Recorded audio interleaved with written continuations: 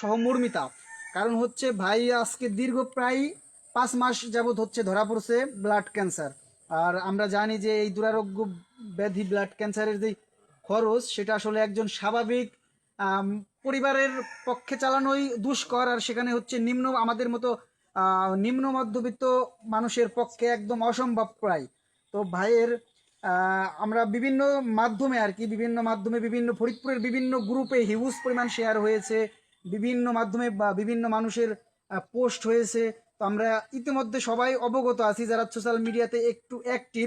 তো এর পরিপ্রেক্ষিতে আমরা আজকে এসেছি ভাইয়ের বাড়িতে একদম, মানে একটা বিষয় হচ্ছে যে খাইরুল ইসলাম রোমান ভাই বা আমরা যারা মানবিক কাজ করি, আমরা হচ্ছে সবসময় একটা বিষয় করি যে সোশ্যাল মিডিয়াতে দেখার পরে সেটা হচ্ছে যাচাই বাছাই করার পরে হচ্ছে আমাদের কার্যক্রমটা শুরু করি।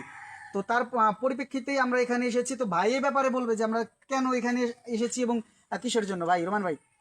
Thank you Rajib. আমরা সর্বশেষ রাজীব যে কথাটা বললো যে আসলে আমরা মানুষ ফেসবুকে পোস্ট করলে বা যে হুটহাট করে তার তার প্রতি সহযোগিতার হাত বাড়িয়ে দেওয়া বিষয়টা এরকম না। আমি এক যুগের উপরে কাজ করি, আমি সবসময় চেষ্টা করি ইন্ডিভিজুয়ালি